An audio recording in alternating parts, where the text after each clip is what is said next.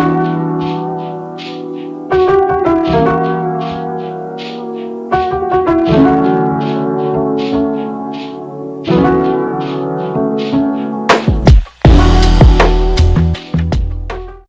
everybody, welcome back to the channel. My name is Kristen and I will be your weather host for the next couple minutes. Right now you can see I'm not at my normal standard place, which is over there.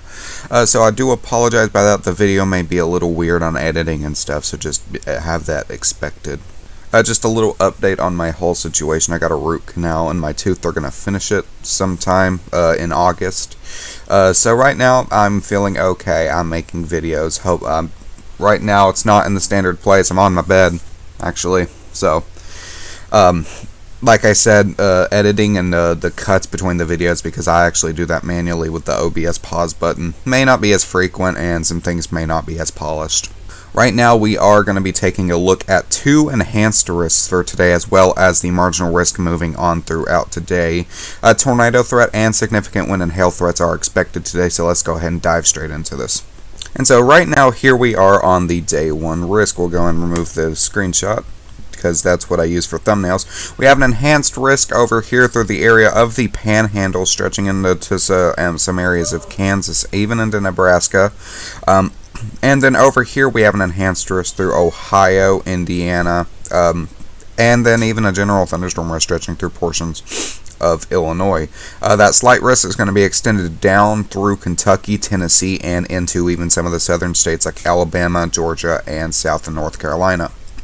That tornado threat we're going to be looking at, again, this 2% risk over here through the areas of Colorado and Kansas, and then even that large 2% stretching even some portions of New York down south into the state of Kentucky and into the North South Carolinas.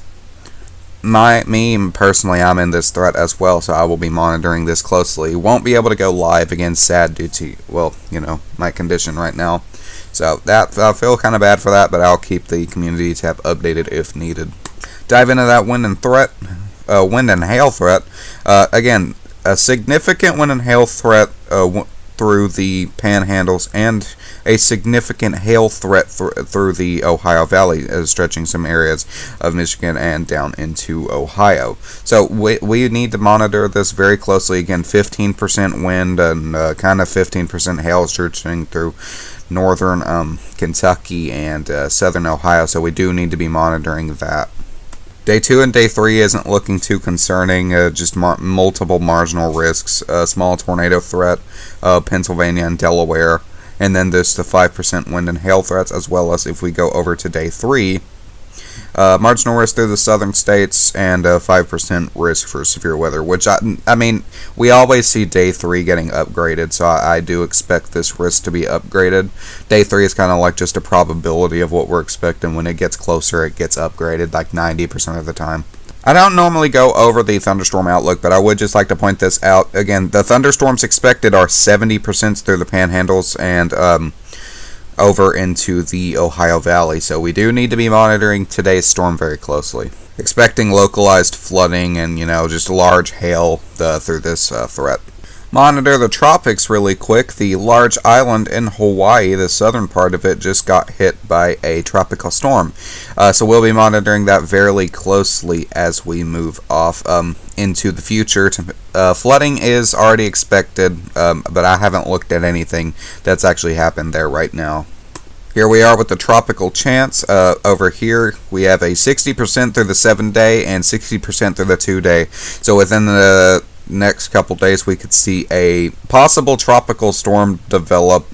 Not really expected to grow to hurricane strength, although that is, you know, normally what tropical storms do. They have that chance to grow to hurricane strength. And then over here, not really looking at anything too crazy, just a 20% chance. And then over here we have tropical storm Dawn moving off past St. John's over. It's kind of made like a little loop-to-loop, kind of like this. It's really weird to see that happen with the hurricane, but it did. Okay, so here we are at actually this is 5 p.m. Eastern Standard Time. We have some severe thunderstorms moving off to the east coast of Kentucky. Whoops, I lost my words there. And then within the night, we will have storms pop up through the Denver area, and then down here through the panhandles, you can already see them kind of pop up right here. They're not going to immediately gain severity, but the severity will be possible as it moves on throughout the night. Now, the storms we're going to be looking for through the east coast is this little line of storms. This little line of storms is going to start growing out into like a kind of discrete squall line.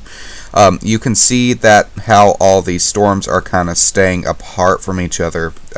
Even if they're close together, they're pretty apart from each other. That's the discrete possibility that we could see supercells pop up in the area. Storms are expected to maintain their supercellular status if they make it to that, so we're going to be monitoring this very closely. Sadly, the 14Z isn't finished. This is all the data we have. I'm not going to go back to a past data and give false information. So this is what we're looking at for right now, and if I see anything else, again, the community tab is always open for me to post in. Now, Updraft Hello City just yet isn't really agreeing with possibility for strong tornadoes.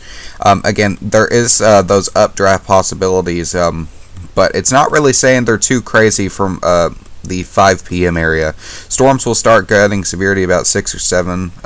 We do have a little updraft possibility here by Hillsboro that we could monitor. This whole area right here as what the future is saying, but I don't expect anything too crazy on until the rest of the night, which we don't have that data yet.